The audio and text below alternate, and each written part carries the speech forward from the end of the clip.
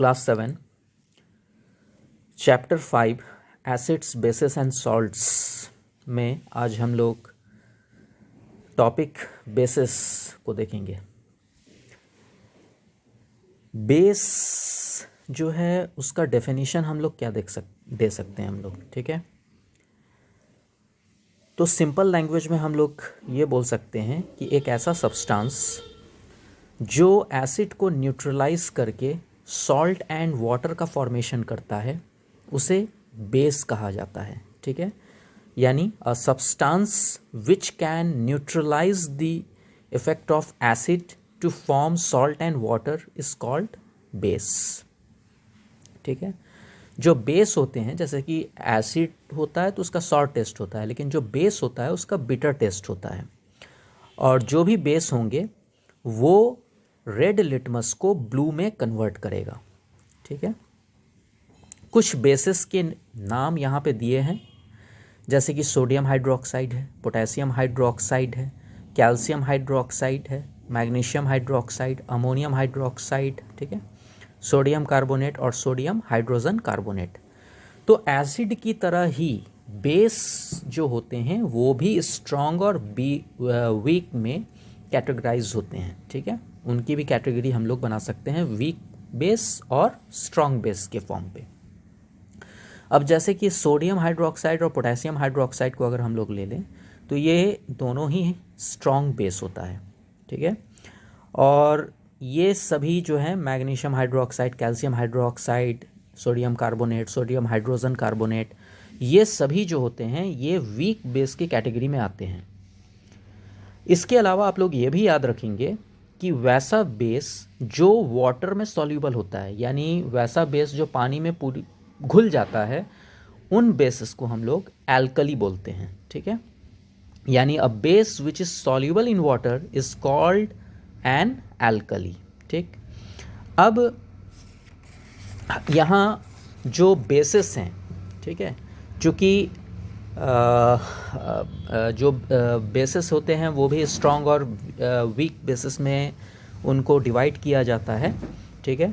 तो weak base होने के बावजूद भी, वैसे तो स्ट्रॉन्ग बेसिस हम लोग इसको हम लोग कंज्यूम नहीं कर सकते हैं, खा पी नहीं सकते हैं, लेकिन वीक बेसिस बोलने का मतलब ये नहीं है कि इनमें भी सबको हम लोग कंज्यूम कर सकते हैं। इनमें से कुछ बेस ही हैं जिसको कि हम लोग कंज्यूम कर सकते हैं, ठीक है। अब आते हैं हम लोग स्ट्रॉन्ग बेसिस को पहले देखते हैं। इसमें है सोडियम हाइड्रोक्साइड। तो याद रखिएगा कि सोडियम हाइड्रोक्साइड को कॉमनली हम लोग कास्टिक सोडा के नाम से जानते हैं, ठीक है, कास्टिक सोडा। और पोटेशियम हाइड्रोक्साइड को हम लोग कास्टिक पोटास के नाम से हम लोग जानते हैं, ठीक है।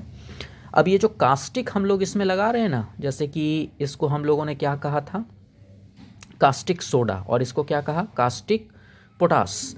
तो एक्चुअली ये जो कास्टिक वर्ड होता है इसका मतलब होता है कॉरोसिव, यानी बर्निंग। यानी अगर ये हम लोग हाथ से इसको टच करेंगे या कपड़ों पे अगर ये गिरता है तो ये बर्न कॉज कर सकता है, ठीक है, ये जला सकता है, ये कॉरोसिव इन नेचर होता है। तो इसी वजह से हम लोग इसको बहुत ही केयरफुली हैंडल करते हैं हम लोग।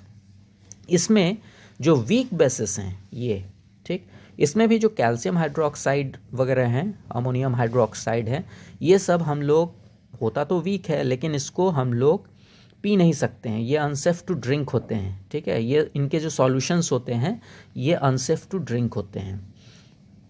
लेकिन जैसे कि मैग्नीशियम हाइड्रोक्साइड जो होता है, ये मैग्नीशियम हाइड्रोक्साइड को हम लोग एंटासिड के तौर पर यूज़ करते हैं, ठीक है। ये मिल्क ऑफ मैग्नीशिया भी इसको कहा जाता है, मैग्नीशियम हाइड्रोक्साइड को। तो इनडाइजेशन वगैरह को क्योर करने के लिए हम लोग एंटासिड के तौर पर मैग्नीशियम हाइड्रोक्साइड को कंज्यूम करते हैं। इसके अलावा जो सोडियम हाइड्रोजन कार्बोनेट होता है ये भी एक वीक बेस है, इसको भी हम लोग कंज्यूम कर सकते हैं। ये सोडियम हाइड्रोजन कार्बोनेट जो है ये भी एंटासिड की तरह हम लोग यूज़ कर सकते हैं। यानी अगर हमारे घर में मान लीजिए कि मिल्क ऑफ मैग्नीशिया नहीं है, जो कि दवा के तौर पर यूज़ किया जाता है, ठीक है, इंडाइजेशन को क्योर करने के लिए, तो उसकी जगह अगर हम लोग के घर में अगर सोडियम हाइड्रोजन कार्बोनेट भी अगर होगा तो उसको भी हम लोग क्या कर सकते हैं, यूज़ कर सकते हैं इंडाइजेशन को क्योर करने के लिए। इसके अलावा हम लोग जब खाना खाते हैं, जैसे सुगरी फूड वगैरह ज़्यादा खाते हैं, है ना, तो वो हमारे मुंह में क्या करता है, एसिड का फॉर्मेशन करता है, ठीक। और वो एसिड हमारे दांतों को डैमेज कर सकता है, ठीक है, टूथ डिके कर सकता है वो, क्योंकि उन एसिड्स की वजह से बैक्टीरिया ग्रो होते हैं, ठीक है। और वो बैक्टीरिया हमारे मुंह में क्या करते हैं, टूथ डिके कॉज करते हैं। तो उसके लिए हम लोग क्या करते हैं, ब्रश करते हैं। तो ब्रश जो हम लोग करते हैं, वो जो पेस्ट होता है, टूथ पेस्ट, वो एंटासिड होता है, ठीक है, सॉरी बेस होता है, ठीक है।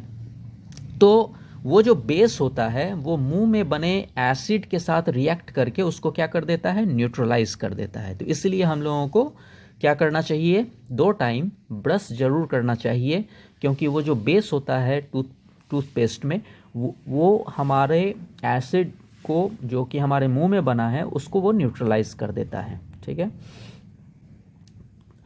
तो यहाँ पे आप लोगों को टेबल बनाकर कुछ एसिड्स और बेस कुछ डिफरेंसेस दिए गए हैं एसिड और बेसिस के, ठीक है। जैसे कि एसिड जो होता है वो सॉर इन टेस्ट होता है, ये बिटर इन टेस्ट होता है। एसिड्स जो होते हैं ये सोपी टू टच नहीं होते हैं, लेकिन जो बेसिस होते हैं वो सोपी टू टच होते हैं, मतलब साबुन की तरह लगेगा वो बेसिस। एसिड्स जो होते हैं वो ब्लू को रेड में कन्वर्ट करता है, जबकि बेस जो होता है वो रेड लिटमस को ब्लू में कन्वर्ट करता है।